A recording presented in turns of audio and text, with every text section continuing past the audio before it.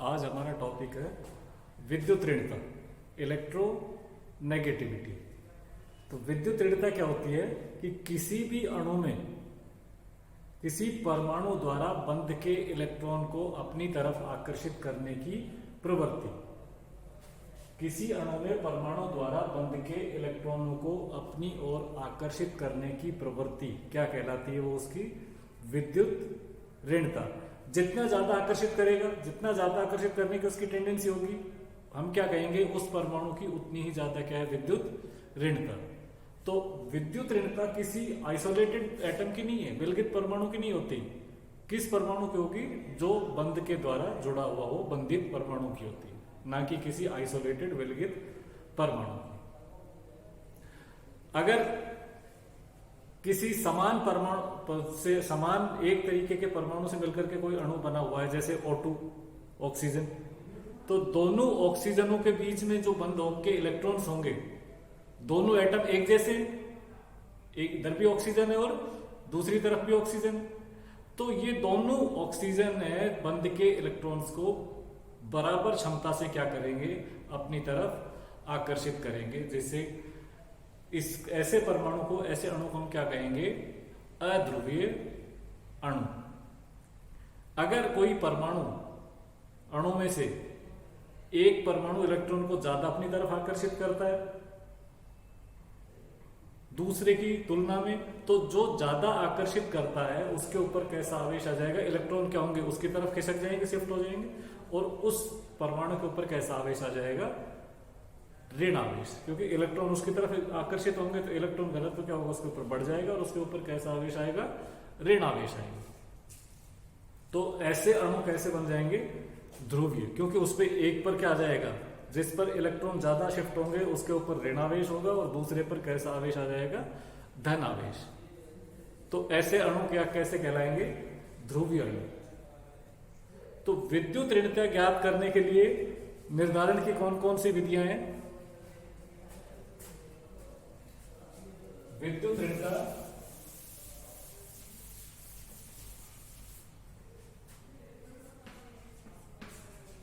निर्धारण की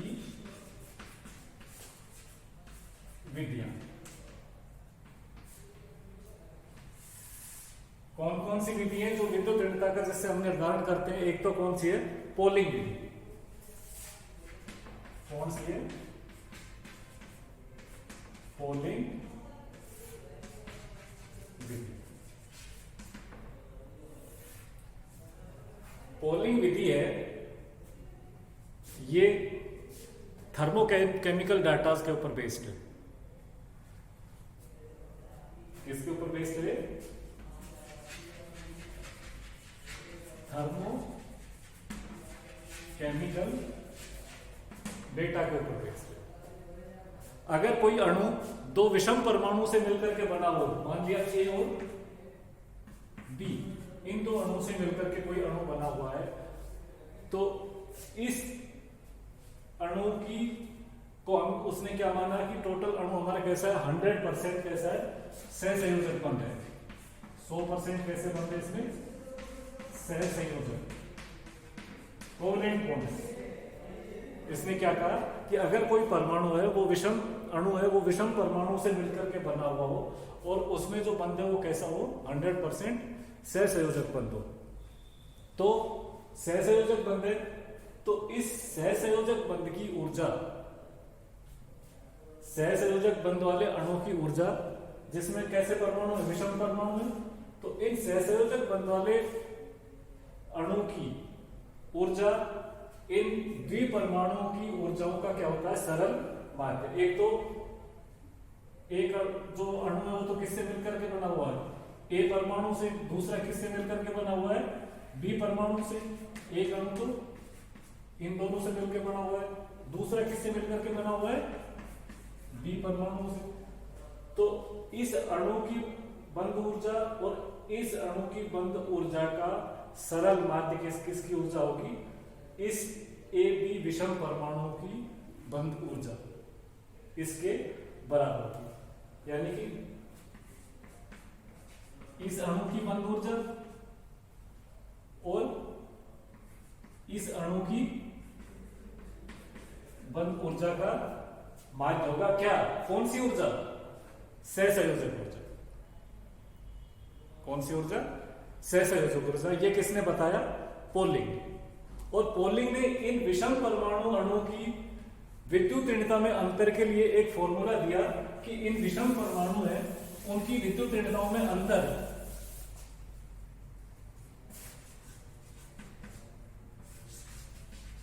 ये अंतर किसके बराबर होता है?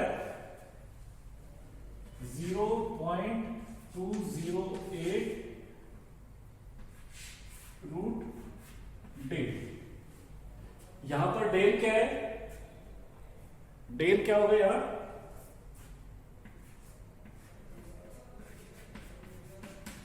वास्तविक बंद ऊर्जा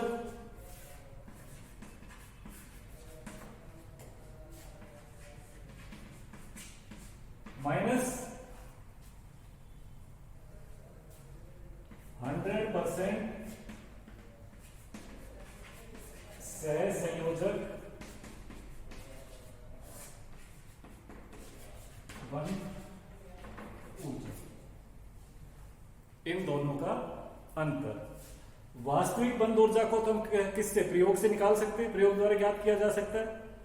और 100% सहसंयोजक बंद ऊर्जा जो हमें किसने बताई? पोलिंग ने।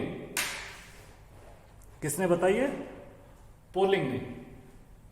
तो ये 100% सहसंयोजक बंद ऊर्जा क्या बताई थी उसने? कि ये 100% सहसंयोजक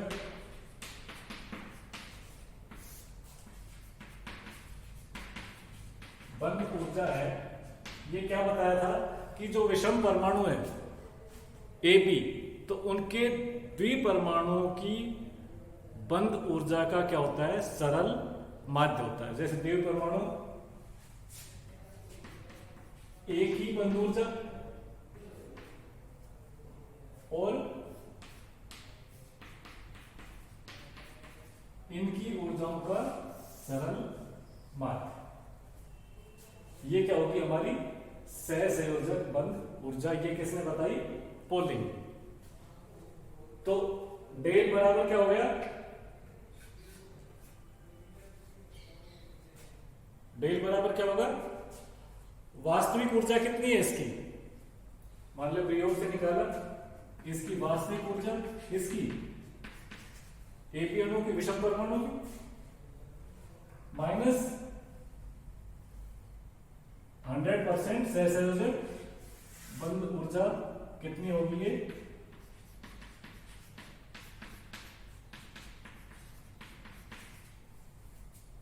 ये होगी। तो डेल का मान आप किसमें रख देंगे? इसमें। तो विषम परमाणु अणुओं की विद्युत ऋणताओं का अंतर किसके बराबर होगा? 0.208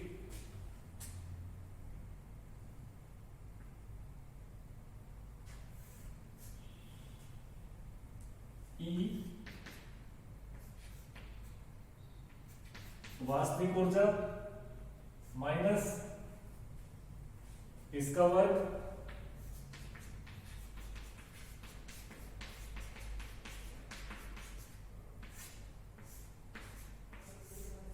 और इसका।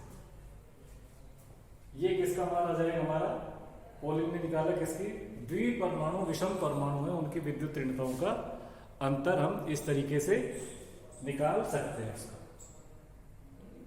इसने पोलिंग ने एक हाइड्रोजन को स्टैंडर्ड मान करके अन्य विद्युत ऋणताओं का की गणना की।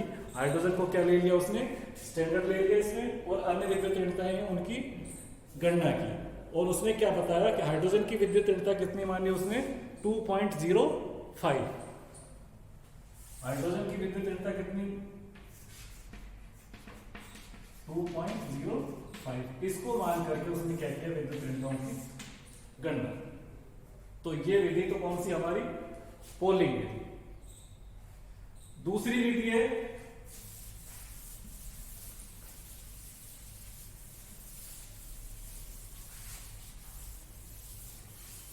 ये तो हमने पोलिंग विधि से विद्युत ऋणता की गणना की।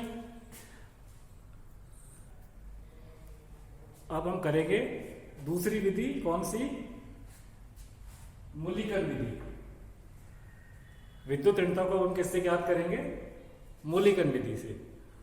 इस विधि के अनुसार किसी भी अणु की विद्युत ऋणता उसकी आयनन ऊर्जा और इलेक्ट्रॉन बंधुता का क्या होती है? माध्य होती है। आयनन ऊर्जा, आयोनाइजेशन एनर्जी, और इलेक्ट्रॉन एफिनिटी का क्या होगी? माध्य। ये किसने बताया? मूलीकन। इसको हम किस में ज्ञात करते हैं? इलेक्ट्रॉन वोल्ट में। इसमें ज्ञात किया उसने इलेक्ट्रॉन वोल्ट में। जो मूलीकन की विद्युत ऋणता के मान थे, जो वो पोलिंग के मान की तुलना में लगभग कितने अधिक थे? कितने अधिक हैं? 2.8 गुना अधिक है। तो पोलिंग की विद्युत ऋणता मूलीकन की विद्युत ऋणता से कितनी होगी?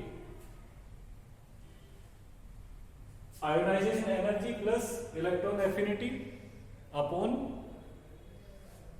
2 के को किससे मल्टीप्लाई कर देंगे? 2.8 से तो क्या आ गया? 5.6 इलेक्ट्रॉन वोल्ट। ठीक। अगर हम विद्युत ऋणता को आयोनाइजेशन एनर्जी और इलेक्ट्रॉन एफिनिटी को इलेक्ट्रॉन वोल्ट की जगह किस में कैलकुलेट करें? किलो जूल पर मोल में। अगर हम उसको किस में कैलकुलेट करें? किलो जूल पर मोल। तो हमें पता है कि 1 इलेक्ट्रॉन वोल्ट बराबर कितना किलो जूल पर मोल होता है? 96.48 किलो जूल पर मोल होता है। किसके बराबर है ये? 1 इलेक्ट्रॉन वोल्ट। तो मूलीकन की विद्युत ऋणता क्या होगी? जो मूलीकन की विद्युत ऋणता थी इलेक्ट्रॉन वोल्ट में, उसमें हम किसका भाग दे देंगे? 96.48 का भाग दे देंगे। तो ये जो हमारी विद्युत ऋणता इलेक्ट्रॉन वोल्ट में थी, वो किस में आ जाएगी? किलो जूल पर मोल। और कितनी आएगी? Ionisation energy plus electron affinity upon 540। तो इस तरीके से हम क्या निकाल लेंगे? किसी भी अणु की विद्युत ऋणता किस विधि से? ये मूलीकन विधि से। अब हम ज्ञात करेंगे तीसरी विधि से। तीसरी विधि कौन सी है? ऑलरेड-रोसो विधि।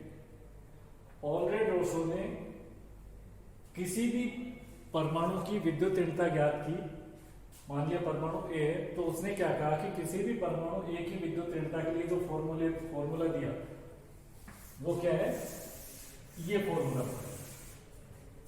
0.744 plus 0.359 upon R square Z effective. ये क्या है? जेड इफेक्टिव क्या है? नाभिकीय आवेश। जिस परमाणु के हम क्या निकाल रहे हैं? विद्युत ऋणता, उस परमाणु का नाभिकीय आवेश। आर क्या है यहां पर? जिस परमाणु की विद्युत ऋणता निकालेंगे उस परमाणु का क्या है? ये सहसंयोजक त्रिज्या। जिस परमाणु की विद्युत ऋणता हमें कैलकुलेट करनी है, उस परमाणु की क्या है? ये सहसंयोजक त्रिज्या आर। तो इस फॉर्मूले से जिस परमाणु की हमें विद्युत ऋणता निकालनी है, इलेक्ट्रोनेगेटिविटी निकालनी है, उसके नाभिकीय आवेश का मान और उसकी सहसंयोजक त्रिज्या का मान अगर हमें ज्ञात है, तो हम उस परमाणु की क्या निकाल लेंगे? विद्युत ऋणता। तो ये 3 मुख्य मेथड थे क्या करने के? किसके लिए? विद्युत ऋणता निर्धारण के लिए। कौन कौन सी विधि थी? पोलिंग विधि। पोलिंग विधि किसके ऊपर आधारित थी? थर्मोकेमिकल डेटा के आधार पर। तो उसने क्या माना है कि अगर परमाणु कैसा है? विषम परमाणु से बना हुआ कोई अणु जिसके अंदर बंध कैसा है? 100% सहसंयोजक है। तो उस 100% सहसंयोजक अणु के बंध की ऊर्जा द्विपरमाणु जिनसे वो मिलकर के बना है, ए बी से मिलकर बना है, तो ए अणु की बंध की ऊर्जा और बी अणु के बंध की ऊर्जा, इन दोनों ऊर्जाओं का क्या होता है? सहसंयोजक ऊर्जा क्या होती है उसकी? इन दोनों ऊर्जाओं का सरल माध्य होती है, ये बताया उसने। और उसके आधार पर उसने क्या निकाला, किसी भी अणु का की विद्युत ऋणता का निर्धारण किया। दूसरा मेथड कौन सा था हमारा, मूलिकन ने क्या बताया कि विद्युत ऋणता है वो आयोनाइजेशन एनर्जी और इलेक्ट्रॉन एफिनिटी का क्या होती है, माध्य होती है। और तीसरी कौन सी है, ऑरेल-ड्रेसो, जिसमें हम इस फॉर्मूले से क्या निकाल लेते हैं उसकी किसी भी परमाणु की विद्युत ऋणता। Thank you.